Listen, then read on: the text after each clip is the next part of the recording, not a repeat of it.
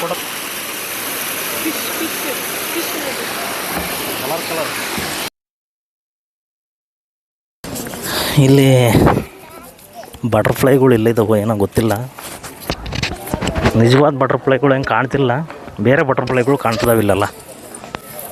Zoo ಯಾರೋ ಹೋಗಿದ್ರೆ ನೋಡ್ಕೊಂಡು ಬರ್ಬೋದಾಯ್ತು. 100 ರೂಪಾಯಿ. ಎಲ್ಲಿ ಬಟರ್ಫ್ಲೈ?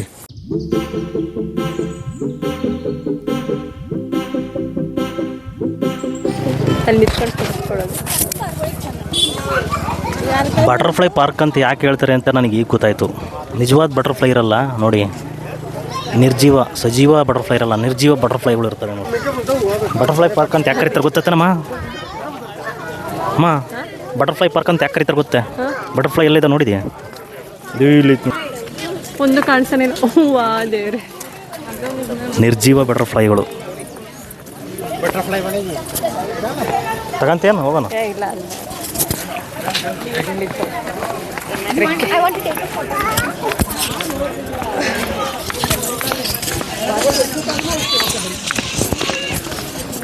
ಇಲ್ಲಿ ಬಟರ್ಫ್ಲೈಗಳು ಎಲ್ಲಿದ್ದಾವೆ ಏನೋ ಗೊತ್ತಿಲ್ಲ.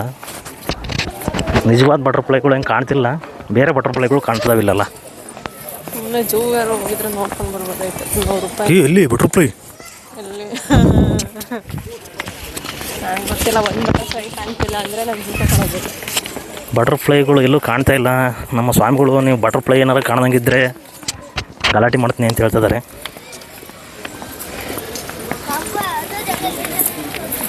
ಬೇರೆ ಥರದ ಬಟರ್ಫ್ಲೈಗಳು ಕಾಣ್ತದೆ ನಮಗೆ.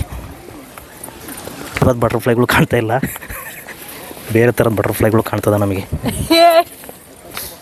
ನಿಮಗೇನಾರ ಕಾಣಿಸ್ತದೆ ನೋಡಿ, ನಾನು ವಿಡಿಯೋ ಹೊಡಿತೀನಿ.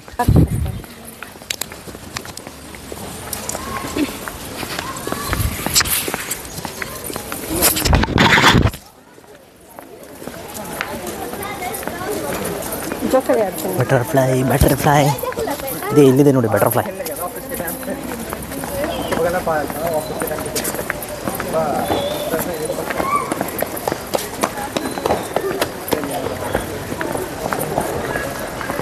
ಓ ಇಲ್ಲಿ ಕೂಡಾಕಿದ್ರಮ್ಮ ಬಟರ್ಫ್ಲೈಗಳು. ಇದ್ರೊಳಗೆ ಕೂಡಾಕಿದ್ರೆ ಬಟರ್ಫ್ಲೈಗಳು. ಮತ್ತು ಪಾರ್ಕ್ ಒಳಗೆ ಬಿಟ್ಟರೆ ಇರ್ತವೆ ಬಟರ್ಫ್ಲೈಗಳು, ಓಡೋಗ್ತವೆ. ಸ್ಕ್ಯಾಂಟ್ ನೋವು ಹೇಳ್ಬಿಟ್ಟು ಇವ್ರ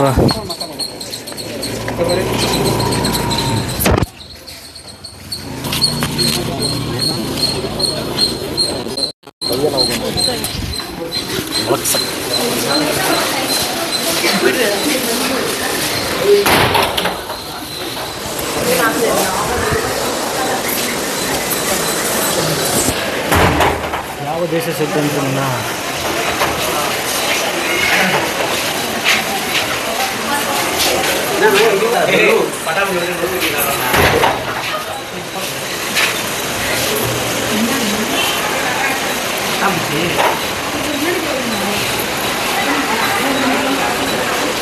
butterfly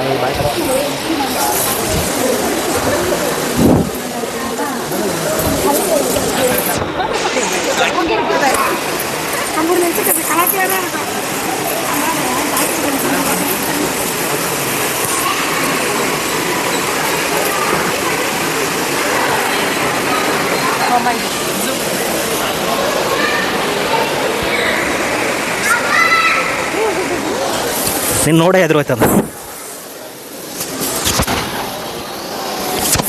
ನಿಧಾನವಾಗಿ ವೀಕ್ಷಿಸಿ, ಚಿಟ್ಟೆಗಳನ್ನು ಹಿಡಿಯಬಾರದು ಮತ್ತು ಹಿಂಸಿಸಬಾರದು. ವೀಕ್ಷಣೆಗೆ ಸೂಕ್ತ ವೇಳೆ ಬೆಳಗ್ಗೆ 9ರಿಂದ ಮಧ್ಯಾಹ್ನ 3:00ರವರೆಗೆ. ಸ್ವಚ್ಛತೆಯನ್ನು ಕಾಪಾಡಿ.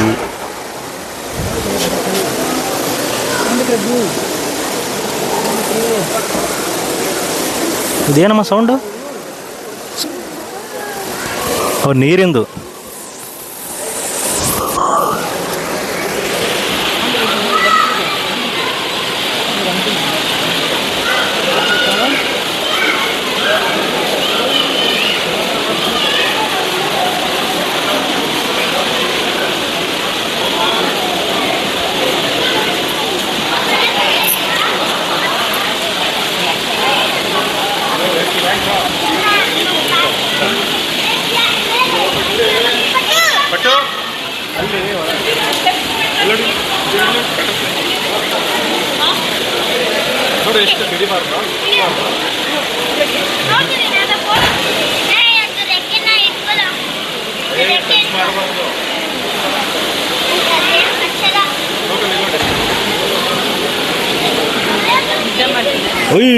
ಅಯ್ಯೋ ಅದು ನಿದ್ದೆ ಮಾಡ್ತಾ ಇದ್ದು ಬಿಡೋದು, ಇಲ್ಲಾಂದರೆ ಓಡೋಗೋದು. ಇದರಲ್ಲಿ ಏನೋ ಹೂವಿನಲ್ಲಿ ಏನೋ ಇರುತ್ತೆ ಅನಿಸುತ್ತೆ, ಮಕರಂದ ಅಂತಾರಲ್ಲ, ಸ್ವೀಟ್ ಟೈಪ್ ಏನೋ, ಅದಕ್ಕೆ ಎಷ್ಟೊಂದು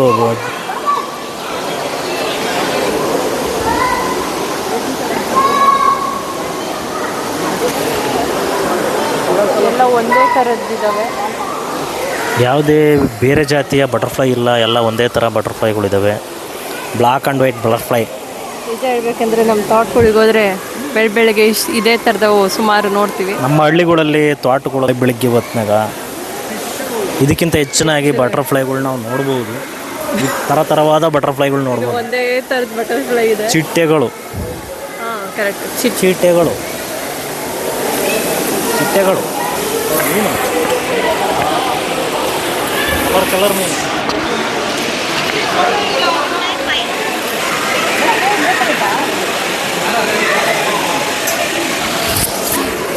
ಜೋಡಿ ಚಿಟ್ಟೆಗಳು.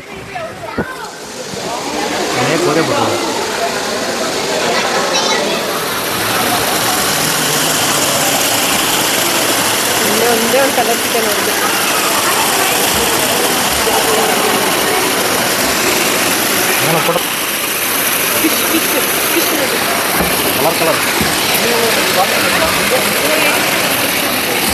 ಕಲರ್ ಮೀನುಗಳು,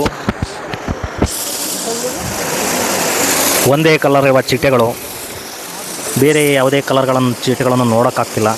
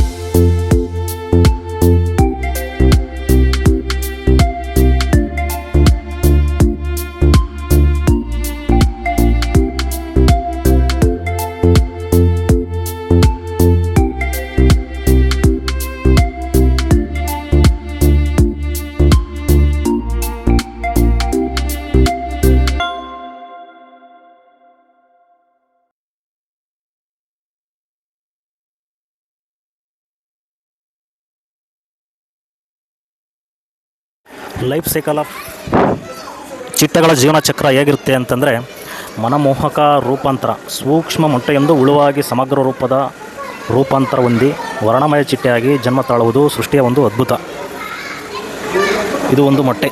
ಇದಾದ ನಂತರ ಇದು ಚಿಟ್ಟೆ ಫಸ್ಟ್ ಸ್ಟೇಜಲ್ಲಿ ಏನಪ್ಪ ಅಂದರೆ ಎಗ್ ಅಂದರೆ ಒಂದು ಮೊಟ್ಟೆ. ಇದು ಮೊದಲನೇ ಹಂತ.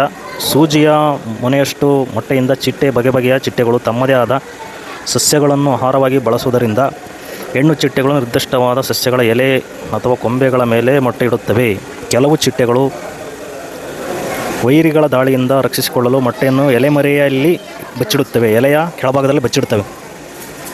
ಓಕೆನಾ?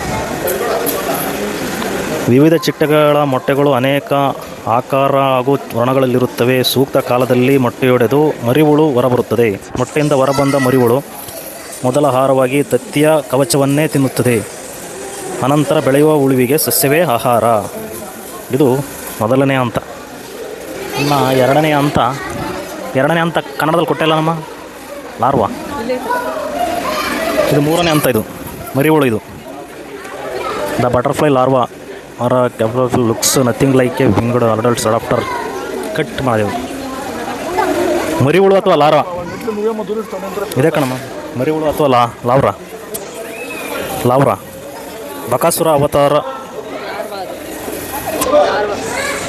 ಬಕಾಸುರನ ಅಪರೂಪಾವತಾರ. ರೆಕ್ಕೆಯುಳ್ಳ ಚಿಟ್ಟೆಯುಳ್ಳ ಎಳೆ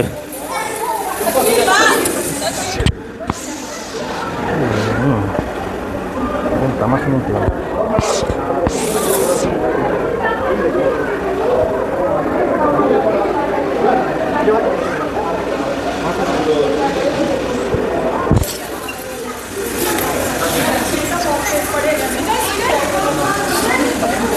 ಎರಡು ಮತ್ತು ಮೂರನೇ ಹಂತ ಇದೆ.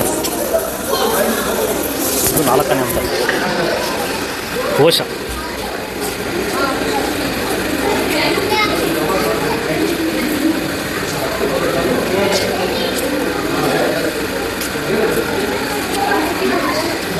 ಇದು ಐದನೇ ಹಂತ.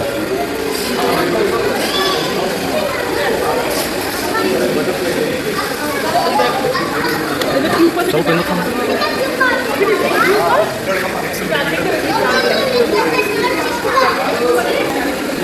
ಯಾಕೆ ಸಪ್ತದು ಬಾ